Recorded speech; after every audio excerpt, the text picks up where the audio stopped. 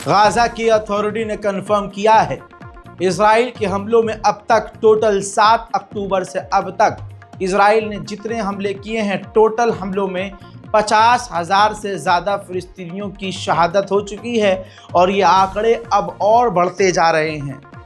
एक मुल्क के 50, जो छोटा सा मुल्क है, उसके 50,000 लोगों को अगर ख़त्म कर दिया जाए तो क्या हाल होगा उस मुल्क का। लेकिन सारा अरब खामोश और पूरी दुनिया खामोश। वहीं इसके साथ जो ताज़ा मंज़र है वो जिगर फाड़ने वाला है। वही मंज़र है जो पिछले 2 साल से फ़िलिस्तीनी झेल रहे हैं।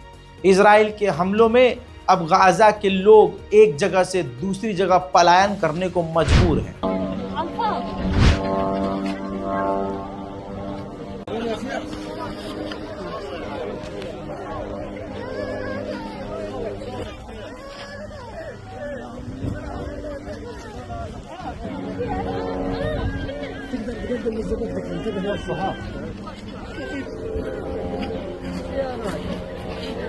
عن صلاح يتكلم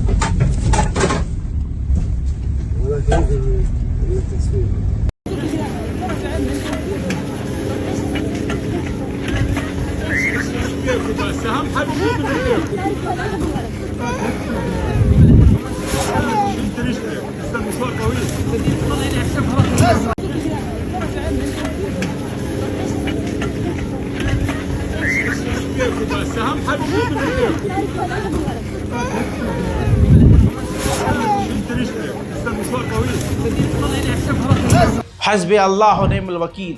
उधर रफ़ा के अंदर 50,000 लोगों की जान खतरे में है।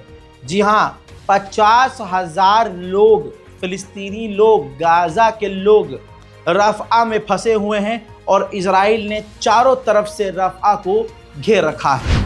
आपकी स्क्रीन पर किफ़ाया ख़रीब है जो कि VCLAC यानी women's centre for legal aid and counselling Palestinian NGO की ये लीडर हैं। UN के अंदर इन्होंने कंफर्म किया है कि इजराइल की सेना फ़िलिस्तीनी महिलाओं और लड़कियों के साथ सेक्सुअल वायलेंस कर रही है। मैं इससे ज़्यादा खुल के नहीं बोल सकता। इज़्ज़त को तार तार इजराइल की सेना फ़िलिस्तीनियों की लड़कियों की कर रही है। अरब पूरे फ़िलिस्तीन का सौदा कर चुका है। मोहतरम हजरात, ये देखिए इजराइल का डेड नोटिफिकेशन। इजराइल ने एक बार फिर से फ़िलिस्तीनियों को अब एक नया इलाका खाली करने को पेपर गिराया है, जिसमें आप देखिए रेड एरिया कर दिया है, जिस इलाके को इजराइल ने खाली करने के लिए कहा है। उधर ये गाज़ा तो गाज़ा, फ़िलिस्तीन का अपडेट भी ले लीजिए भैया।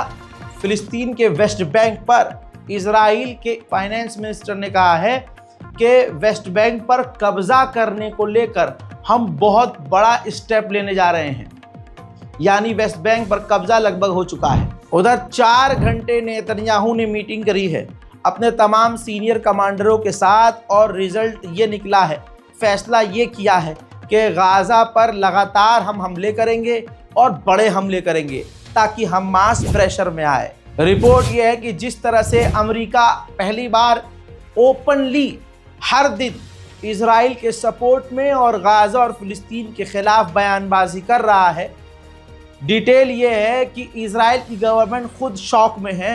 सरप्राइज़ है कि अमेरिका इस तरह से इतना खुल के हमें पहली बार सपोर्ट कर रहा है।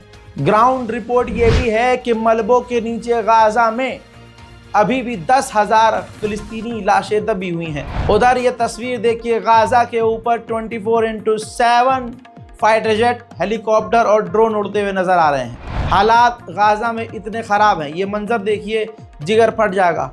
दोनों तरफ कूड़ों का अंबार है और कूड़ों के अंबार के बीच में फिलिस्तीनियों ने अपना टेंट लगाया हुआ है। उधर में दोस्तों, इजराइल ने ऑपरेशनल वीडियो जारी किया है, इजराइल की मिलिट्री ने खुद जारी की है। रफ़ा के अंदर इजराइल ग्राउंड पर पहुंच चुका है और ज़मीनी फ़ौज इजराइल की रफ़ा के अंदर घुस चुकी है। उधर में दोस्तों, इजराइल के जो सेटलर्स हैं, यानी देखिए ये वो परिवार है, ये वो माँ है जिसका बेटा हमास की कैद में है। इन्होंने आधिकारिक बयान जारी किया और कहा कि नेतन्याहू ने ये जंग ज़बरदस्ती शुरू की है, इजराइल ने ये जंग अपने लिए शुरू की है, हमारे बच्चों को, हमारे बेटे के लिए, मेरे बच्चे के लिए ये जंग शुरू नहीं की है।